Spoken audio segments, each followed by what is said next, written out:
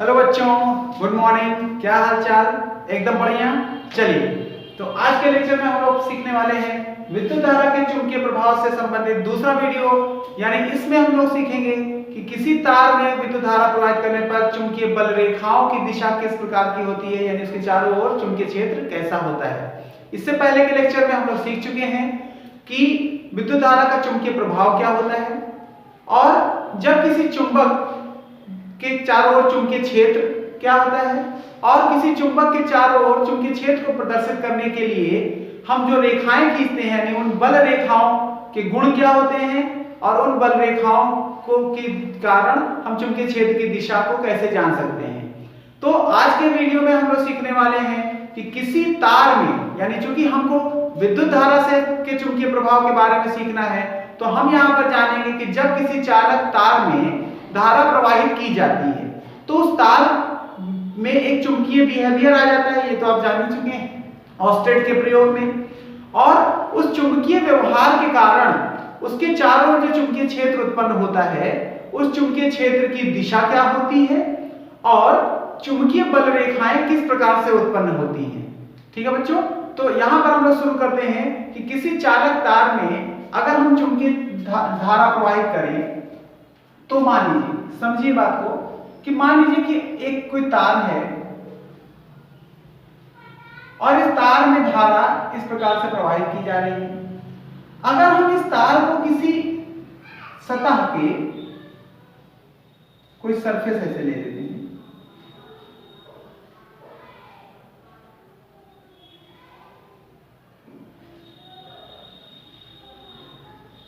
ऐसे सरफेस ले लें और ये माने कि ये जो तार है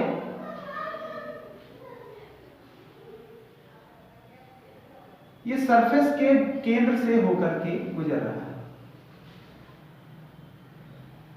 ठीक है, इस तरह से यहां से निकल रहा है। तो अब यहां पर जो चुंबकीय क्षेत्र होगा वो तार के चारों ओर इस तरह से एक सर्कुलर पाथ बनाएगा।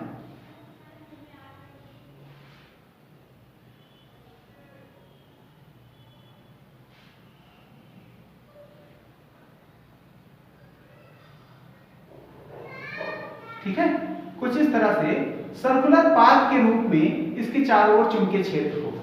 ठीक है, बात समझ आ रही है? यानी जब हम किसी तार में धारा प्रवाहित करेंगे और उस तार को हम ये मान लें कि किसी तल से कोई सरफेस है और उससे तार ये होकर के जा रहा है, तो उस तार के चारों ओर इस तरह से सर्कुलर रूप में चुंबकीय बल रेखाएं होंगी, यानी चुंबकीय क्षेत्र इसके चारों ओर होगा। अच्छा, इसकी दिशा को, चुंबकीय क्षेत्र किस प्रकार से होगा या चुंबकीय बल रेखाएं किस प्रकार से होंगी, चुंबकीय क्षेत्र की दिशा क्या होगी, इसको जानने के लिए कुछ नियम दिए गए। तो उन नियमों को हम लोग सीख लेते हैं। जैसे पहला नियम है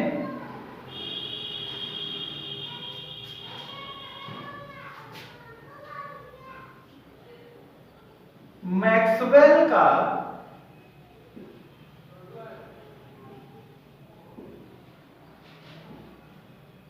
दक्षिणावर्ती पेंच का नियम।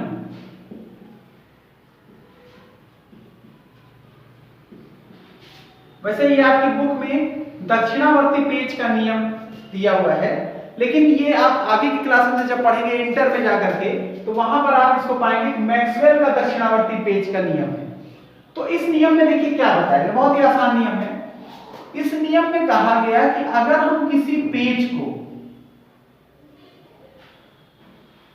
कोई पेंच है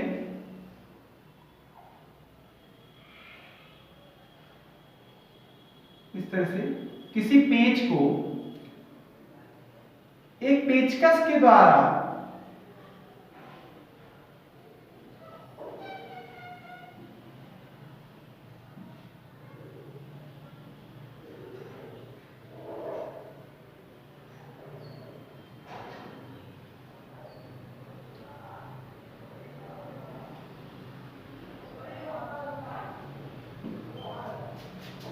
ये कोई पेंच है और इस पेंच को हम एक पेचकस से कस रहे हैं, किस पेचकस, और हमने पेचकस को दाहिने हाथ में पकड़ रखा है और इसको हम कस रहे हैं, और कसने पर ये जो पेंच की नोक है, पेंच की नोक किसी चालक में धारा प्रवाहित होने की दिशा में चले, यानी जब हम इस पेंच को कसेंगे तो देखो पेंच की नोक कैसे जाएगी, ऊपर की ओर चलेगी, यानी पेंच की नोक जो है वो किसी चालक में धारा प्रवाहित होने की दिशा में रहे। देखिए धारा इसी दिशा में तो प्रवाहित हो रही है, तो पेंच की नोक भी उसी दिशा में चले।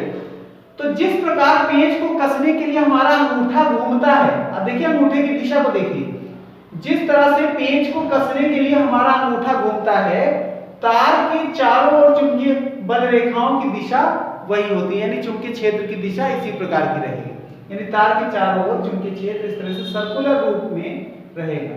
क्लियर है बात? ठीक है, यही चीज हमने आपको अपने अभी जो तल वाला बताया था उसी में बताया था कि सर्कुलर रूप में इस तरह से इसके चारों ओर चुंबकीय क्षेत्र रहेगा। क्लियर है?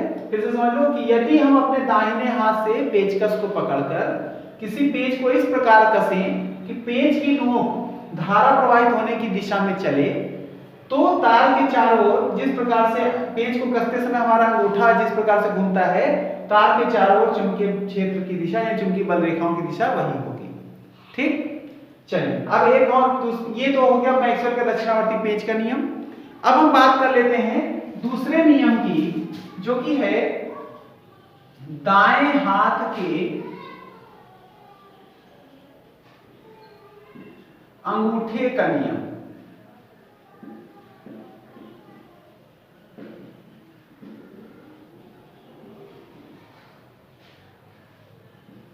दाएं हाथ के अंगूठे का नियम। तो दाएं हाथ के अंगूठे का नियम क्या कहता है कि यदि हम अपने दाहिने हाथ में किसी चालक तार को इस प्रकार पकड़ें कि हमारा अंगूठा धारा प्रवाहित होने की दिशा में हो और उंगलियां तार पर लिपटी हो इस तरह से, ठीक है, आप देख रहे हैं कि तार को कुछ इस तरह से पकड़ना है कि जो अंगूठा है वो धारा प्रवाहित होने की दिशा में रहे और हमारी उंगलियां उस पर लिपटी हो। तो जिस तरह से हमारी उंगलियां इस तार पर लिपटी हुई हैं, चुंबकीय बल रेखाओं की दिशा भी यही होती है। जिस तरह से यहाँ पर उंगलियां जो है जो लिपटी हुई हैं, तो वही चुंबकीय बल रेखाओं की दिशा भी होती है। ठीक, ये हो गया दाएं हाथ के अंगूठे का नियम, जो कि मैक्सवेल के नियम से बिल्कुल मिलता जुलता है। यहाँ पर भी देखिए अब अंगूठा जो है इसे सर्कुलर में घूम रहा था और ये उंगलियां भी तो उसी तरह से लिपटी हुई हैं। तो यहाँ पर चुंबकीय जो बल रेखाओं की दिशा होगी, जिस तरह से ये उंगलियां लिपटी हुई हैं, ठीक उसी तरह से चुंबकीय बल रेखाओं की दिशा होगी। क्लियर होगी बात? ठीक है, चलिए तो अब हम लोग जान लेते हैं कि किसी धारावाही परिनालिका में, अच्छा यहाँ पर एक चीज और आपको हम बता दें, इसको जो है राइट हैंड पाम रूल कहते हैं, दाहिने हाथ की हथेली का नियम। अगर आपको जानना है कि किसी चालक तार में चुंबकीय बल रेखाएं किस तरफ से हैं, तो आप अंगूठे को धारा की दिशा में रखिए, यानी किसी चालक तार में अंगूठे को धारा की दिशा में रखिए और उंगलियों को ऐसे कर्ल करिए, घुमाइए इस तरह से। तो जिस तरफ से उंगलियां इस तरह से ऐसे घूमती हुई दिखाई देती हैं, चुंबकीय बल रेखाओं की दिशा भी वही होगी, यानी इधर से ये अंदर की ओर जाएगा और इधर से इसे बाहर की ओर निकलेगा, यानी इधर से ऐसे घूमते हुए ऐसे चुंबकीय बल रेखाओं की दिशा होगी। देखिए अंगूठे को हमने धारा की दिशा में रखा, ठीक है, और उंगलियों को इस तरह से गोल घुमाया, तो जिस तरह से उंगलियां घूम रही हैं, चुंबकीय बल रेखाओं की दिशा भी वही होगी। ठीक है, इसको हम राइट हैंड पाम रूल कहते हैं। आप किसी भी तार में धारा की चुंबकीय बल रेखाओं की दिशा को इस प्रकार से जान सकते हैं। अब हम लोग जान लेते हैं कि किसी धारावाही परिनालिका में चुंबकीय क्षेत्र किस प्रकार से होता है, यानी किस प्रकार से वहां पर बल रेखाएं गुजरती हैं। तो धारावाही परिनालिका पहले हम लोग जान लेते हैं, धारावाही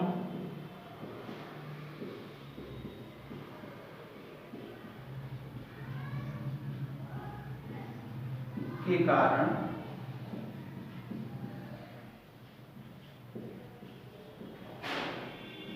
चुंबकीय क्षेत्र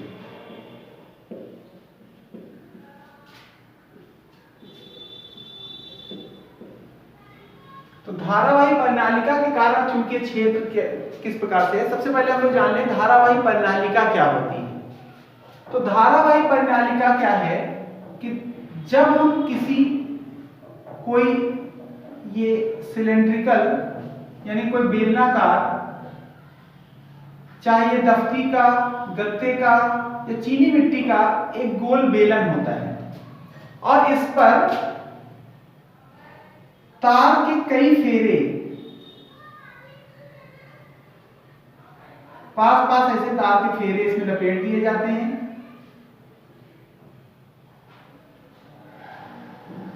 और इन तार के फेरों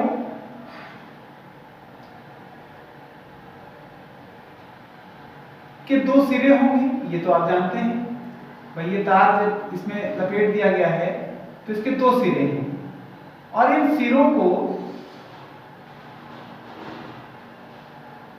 किसी स्रोत से हम जोड़ देते हैं, इलेक्ट्रिकल स्रोत से करंट फ्लो कर देते हैं। अब यहां से करंट इस तरह से फ्लो हो रहा है,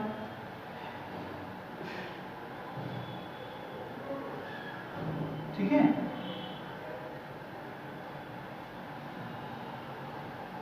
ठीक, तो अब ये जो एक संरचना है या ये जो आप उपकरण कह सकते हो, इसको हम धारावाही परिनालिका कहते हैं। क्या कहते हैं?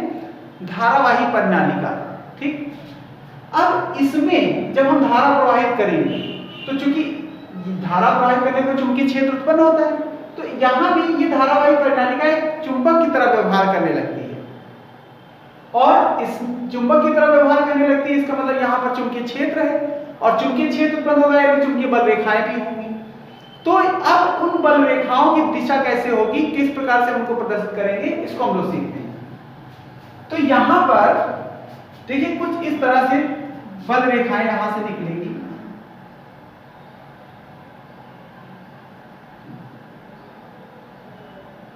ये अंदर की ओर भी इस तरह से होंगी, ठीक है। तो अंदर हम नहीं दिखाते हैं, खाली बाहर की तरफ हम दिखाएंगे आपको इस तरह से चुंबकीय बल रेखाओं की दिशा।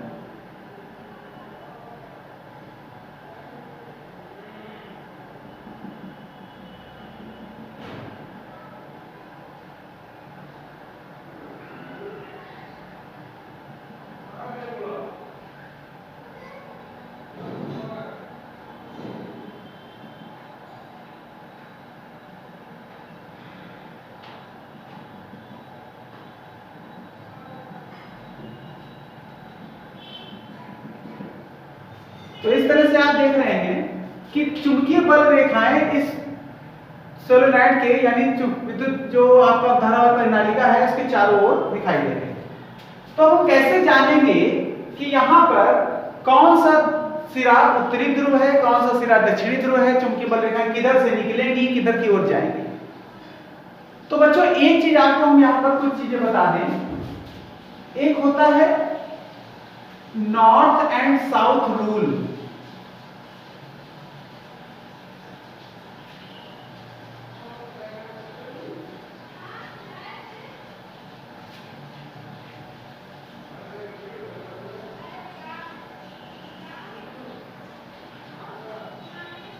North and south rule. अगर धारावाही परिनालिका के किसी सिरे से, अब इसको आप एजम्पशन करिए कि ये धारावाही परिनालिका से सामने रखी हुई है और अगर किसी सिरे से देखने पर धारा की जो दिशा है वो आपको एंटी क्लॉकवाइज दिखाई दे रही है। अब अगर बच्चों ध्यान से समझो, जैसे ये धारावाही परिनालिका गोल आपके सामने रखी हुई है, तो देखो यहाँ धारा ऐसे जा रही है ना, मतलब इस तरफ से ऐसे आपको जाती हुई दिखाई देगी, ऐसे उल्टी दिशा में। तो जब एंटी क्लॉकवाइज चल रही है तो देखो एंटी क्लॉकवाइज यही तो है, एंटी क्लॉकवाइज जब चल रही है, जिस तरह से एंटी क्लॉक का मतलब होता है घड़ी की सुई जिस दिशा में घूमती है उसकी विपरीत दिशा में। तो यहाँ पर देखो जो धारा की दिशा अगर विपरीत दिशा में है तो वो सिरा उत्तरी ध्रुव होता है।